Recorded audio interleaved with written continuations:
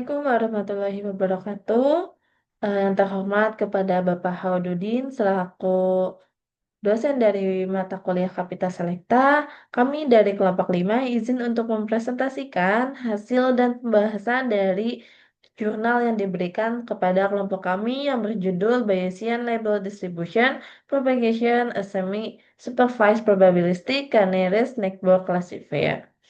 Baik, tanpa berlama-lama, kita langsung masuk saja mengenai eh, hasil dan pembahasan dari jurnal tersebut.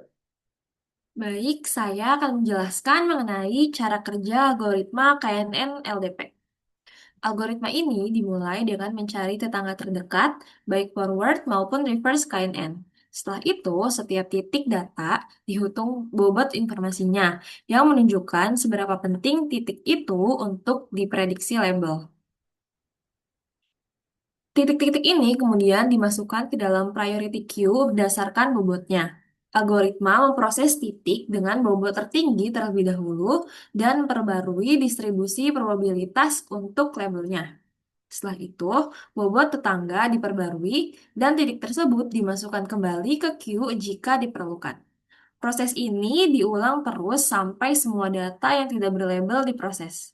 Jika suatu titik tidak memiliki informasi yang cukup, maka diberi label unknown.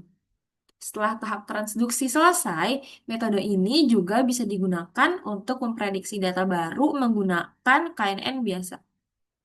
Di sini juga terdapat gambar mengenai eh, visualisasi. Kita bisa lihat perbedaan sebelum dan sesudah proses transduksi pada KNN LDP.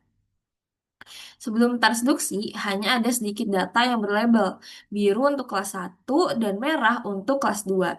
Sedangkan sisanya masih kosong atau unlabeled.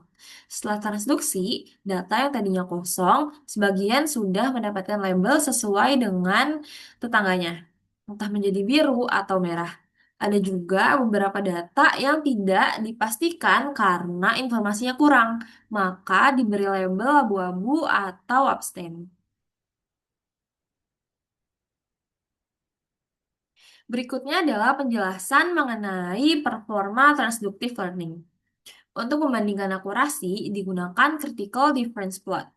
Hasilnya menunjukkan bahwa KNNLDP sering mendapatkan akurasi tertinggi, terutama saat jumlah data berlabel sangat sedikit, misalnya hanya 5%.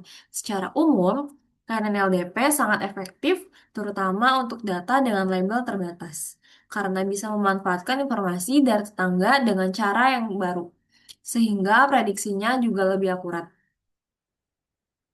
Pada slide ini juga terdapat gambar mengenai critical difference plot yang dimana membandingkan performa metode transduktif termasuk KNN LDP. Kita bisa lihat pada kondisi data berlabel sangat sedikit, misalnya hanya 5%, KNN LDP ada di peringkat atas bersama metode lain seperti RMGT dan RMGTOR. Saat jumlah data berlabel bertambah, misalnya 10% atau 20%, performa KNN LDP tetap stabil di kelompok atas. Maka ini berarti KNN LDP sangat unggul terutama ketika kita menghadapi masalah keterbatasan data berlabel. Oke, selanjutnya kita akan membahas skalabilitas dari si KNN LDP ini. Nah, jadi untuk uji skalabilitasnya menggunakan data yang sangat besar ya, ada 1 juta data, dan dibandingkan dengan beberapa metode lain seperti GFHF, LGC, Lab SVM, Lab RLS, RMG, dan RMG Tor. Dan kalau kita lihat di sini di grafiknya, KNN LDP ini yang berwarna merah, dan jika dilihat jaraknya itu sangat jauh dengan metode-metode lain yang dibandingkan. Jadi bisa dibilang bahwa si KNLDP ini jauh lebih efisien dalam runtime maupun memori yang digunakan. Jadi dia tetap berjalan cepat dan hemat memori pada dataset yang sangat besar. Nah, jadi skalabilitas ini menjadi keunggulan utama untuk KNLDP karena metode-metode pembandingan ternyata gagal di skalabilitas ini seperti itu. Baik, mungkin segitu saja presentasi dari hasil dan pembahasan jurnal kelompok kami yang bisa kami sampaikan. Kurang lebihnya mohon maaf. Assalamualaikum warahmatullahi wabarakatuh.